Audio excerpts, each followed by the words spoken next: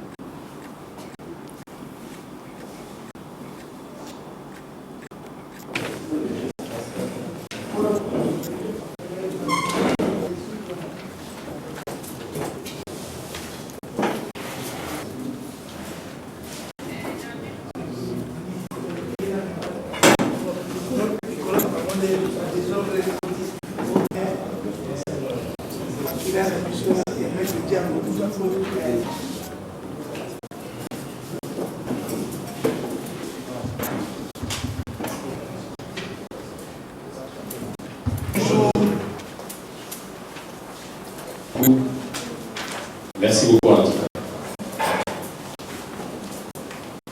Constance. Mesdames, Mesdemoiselles et Messieurs, chers invités, à vos titres et qualités, laissez-nous vous remercier de vous être déplacés malgré vos multiples occupations pour venir répondre à l'invitation que vous avez lancée. Au nom du président de la fédération, au nom du secrétaire général de la fédération et au nom de la famille Tamsudo, jeune fédération congolaise, je ne pourrais clôturer cette aventure sans citer les noms des gens de télé à pouvoir évoluer avec cette jeune fédération qui va naître d'ici quelques minutes, quelques jours. Ceux qui ont eu à mettre leur pierre de loin comme de près ne peuvent être pour pouvoir encourager la naissance de cette fédération à l'extérieur comme ici au Congo, dans différentes provinces. Nous allons citer Monsieur Brady Ndouti, il est à Boma, maître. Nous avons maître Teddy Saoumou, il est à Boma, il est avec nous ensemble dans l'esprit. Nous avons maître Mike Billy Malongo, il est à Bukavu pour cette fédération. Nous avons maître Lucien Ngombo, il est à Likasi. Nous avons maître Justin Kabakousula à Kolwezi. Nous avons maître Bek Bekome en Afrique du Sud. Nous avons maître Tosha Boaboa en Belgique. Nous avons maître Dieudonné Pembele en France. Nous avons maître Doudou Likanja à France toujours. Nous avons maître Jackie Kama aux États-Unis. Nous avons maître Alphonse Kozolami au Canada. Nous avons maître Jean-Paul Abongi à Londres. Et de part et d'autre, il y a ce qu'on n'a pas cité ici. C'est pour justement vous dire que la fédération des Tamsudo intéresse et a des représentations non seulement en République du Congo, mais aussi à l'extérieur. En attendant son implantation définitive ou totale, il y a des ONG intéressés qui soutiennent la fédération. La fédération congolaise Tang-Sou-Do, en passant devant ses invités et différentes personnalités qui sont dans cette salle, lance un appel à une adhésion à cette discipline. Nous voulons vous dire, chers invités et personnalités présentes à cette instance, que les portes sont ouvertes pour soutenir, tout comme c'est fait membre de cette fédération. Encore une fois, de tout cœur, nous vous remercions pour votre présence à ces lieux. Mais si l'on vous dit que non, l'assise de ces jours est bilingue. S'il y aura des questions à poser, telles que déterminées dans le programme qui vous est distribué chacun d'entre vous, chacun peut s'exprimer à la langue où il se sent capable ou soit les libre pour s'exprimer. Donc, vous avez la parole par rapport à cela. Mais avant de commencer ces assises, nous allons commencer par une brève prière qui sera suivie avec les programmes que vous avez entre vos mains. Nous allons appeler les pasteurs pour commencer avec sa prière. Merci. C'est une preuve que la fédération est une fédération nationale, ça n'a pas de connotation privée.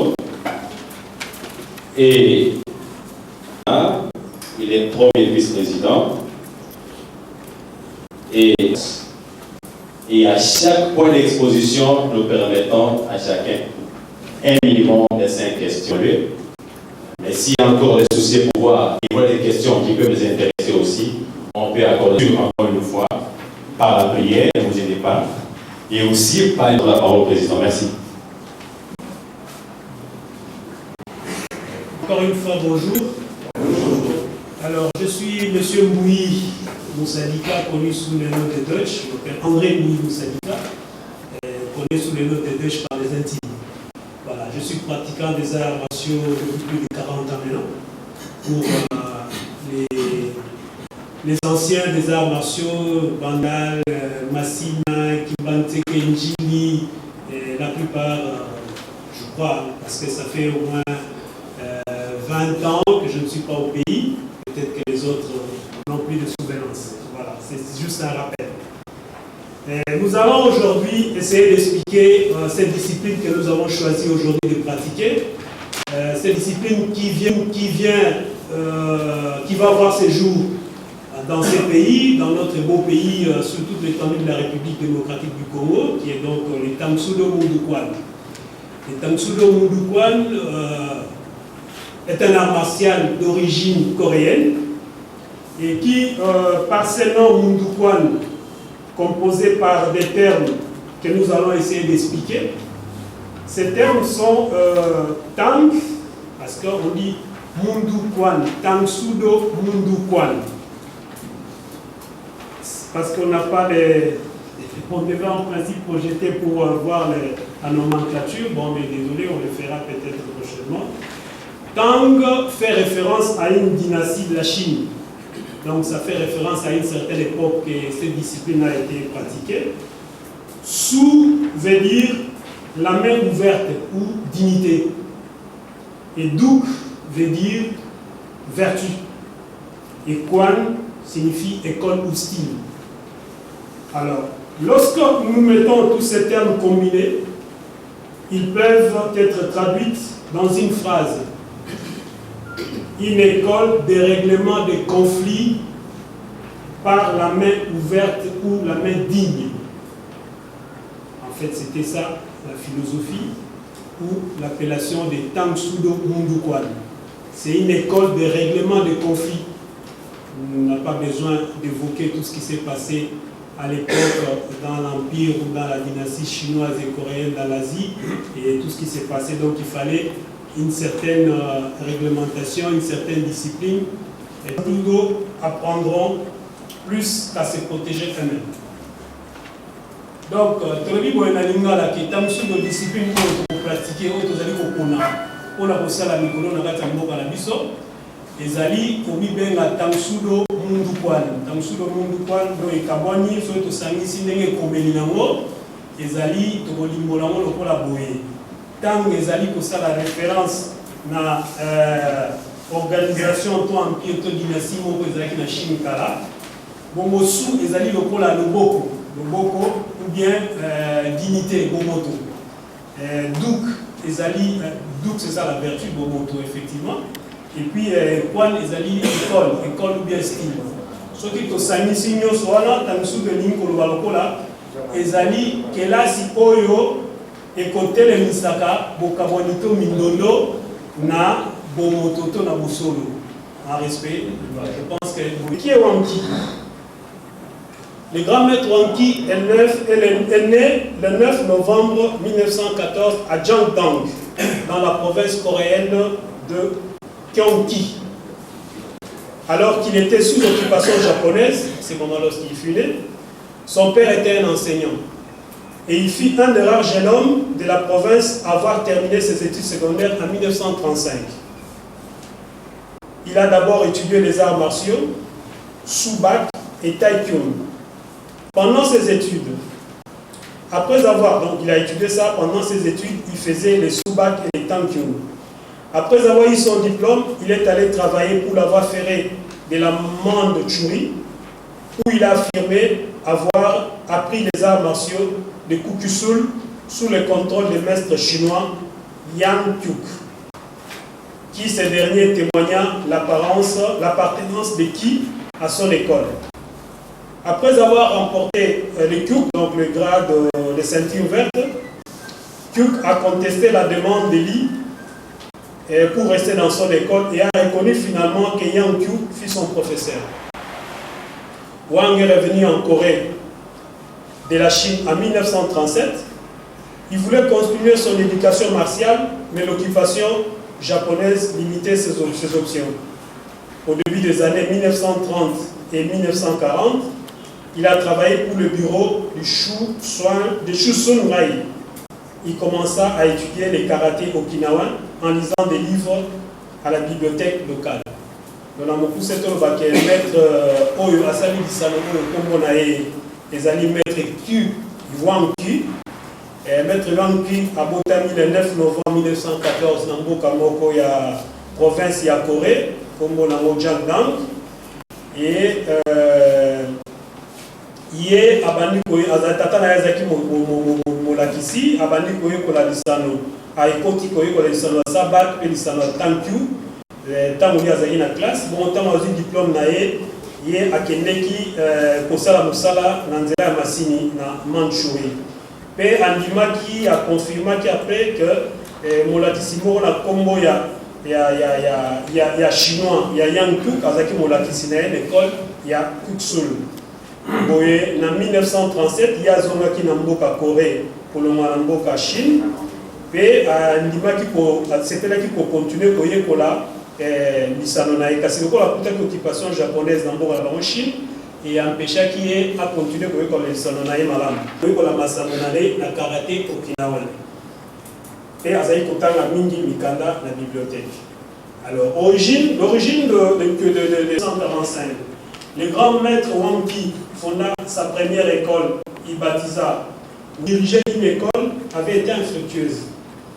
Et en 1947, après avoir rencontré le grand maître Kukli, fondateur du Shōdo, Kwan décida de mettre le nom de Tang Sudo à sa discipline. Puis de 1950, il changea le nom de son école en Tang Sudo Mundo, forme originale. Et étaient des expressions directes du Tote okinawan et du karaté japonais. Le grand maître qui a affirmé avoir fait plusieurs découvertes majeures en lisant nommé Mui Dodo Tonji. Les Mui Dodo, c'est le document qui illustre les arts martiaux coréens autochtones. Et de 1950, l'organisation de Mui Dodo en Corée, avec plus de 75 disciplines Oyo, et banni en 1945, dans maître Wanki, il y a Salaki Bosso, Moundoukwani et Tamboulaki Malamouté. En 1947, le fondateur Moundoukwani a Kanaki Kokotisa na Kongo ya Tangsudo Moundoukwani. Mais comme Masanoa Zaï Kosa na Tamouana, les Alaki Mingi na maka technique nango, les Alaki na karaté okinawa, na karaté japonais, pe na totem grand maître qui a lobby à Sakolaki ke sima ya bambule belé asalaki elaki babuku ya kala o bazali kokoma likolo ya mikanda ezaki na 400 pages oyo tobeni Mui Dodo Tonji. Mui Dodo Tonji ezali oyo mukanda oyo 190 par Narua Jonju décoré oyo ezali ko illustrer ba arts martiaux nyoso coréens, donc ba arts d'origine constant bakomaki koyekola kaka Masanoana ya Tangsudo Moundoukwani. Bon, ils allaient au Sakolama et Moundoukwani, Tangsudo, ils allaient au l'histoire de Moundoukwani, à partir de laquelle nous pratiquons, attribué au grand maître Moundoukwani comme fondateur, qui a vécu de 1914 en Boyo Tozaï pour le Haut-Tozolinois. Merci, Président.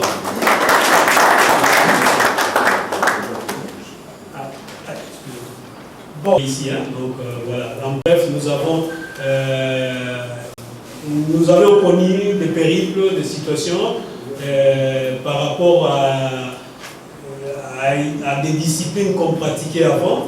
Mais tout ça, qu'est-ce que ça nous a montré? Ça nous a montré qu'on avait beaucoup de la jeunesse de notre pays qui y avait envie de pratiquer plusieurs disciplines en fait. Et qu'on trouvait qu'il y avait des disciplines qui, par rapport à leur organisation, à leur fonctionnement, pensaient que peut-être n'avaient plus de place, les autres n'avaient plus de place dans ces disciplines.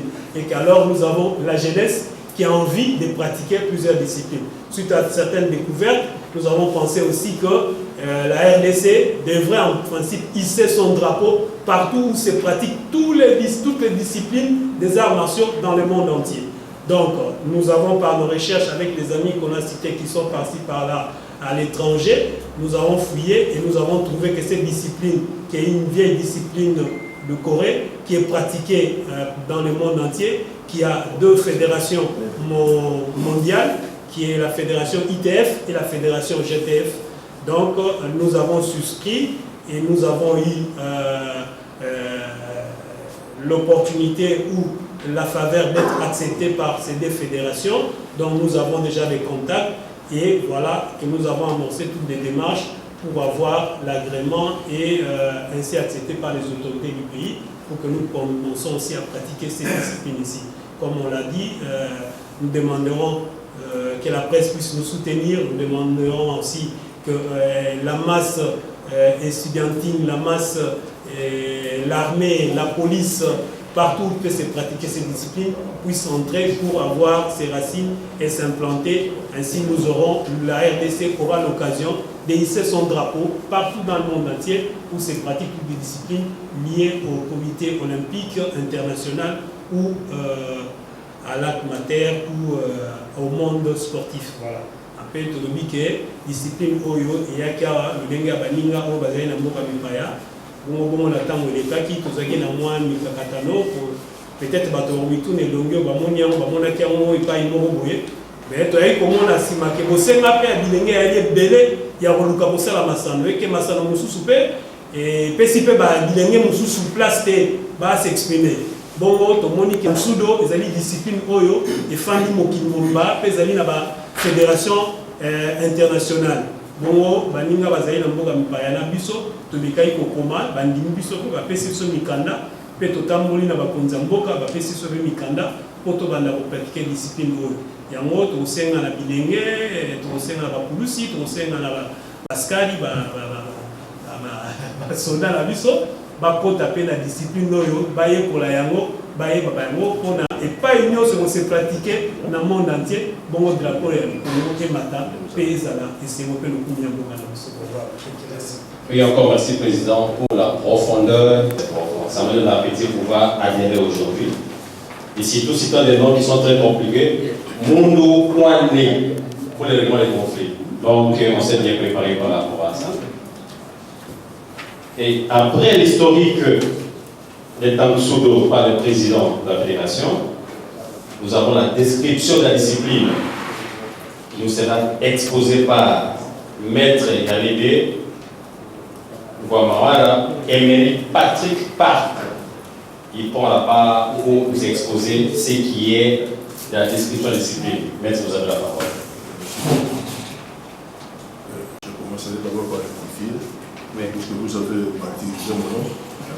Le droit au nom, je suis Yalebe Gamaware Patrick Seigneri, appelé Sensei Par pour Maître Par, lorsque nous fûmes jeunes, puisque nous avons pris. On m'a demandé de décrire les tanks sudo sans mentir.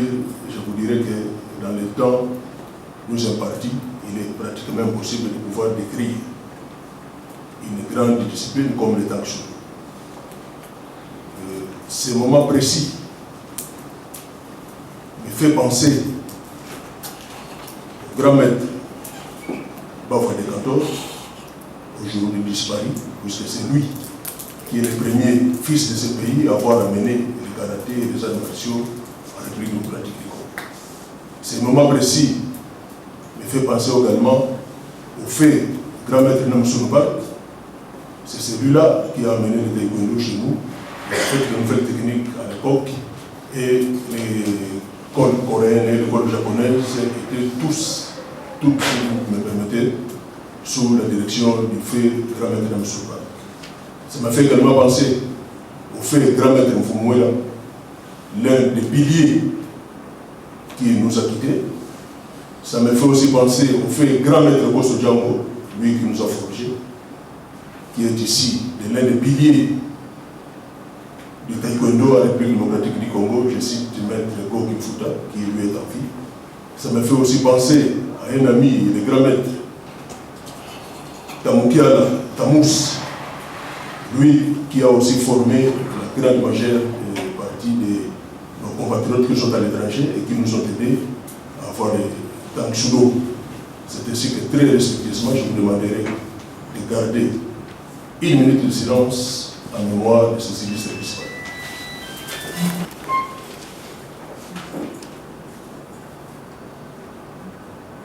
Merci beaucoup. Dire une chose, il y a toujours un individu, il y a toujours une personne, il y a toujours un humain. Pour les arts martiaux chez nous, les grands que j'ai cités, qui nous ont quittés, nous nous sommes laissés, nous allons continuer.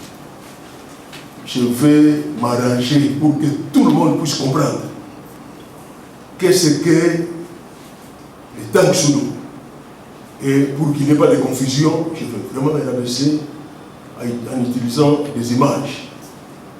Nous sommes tous congolais, nous connaissons tous les maniocs. Les maniocs nous donnent la boule magique qui est le foufou.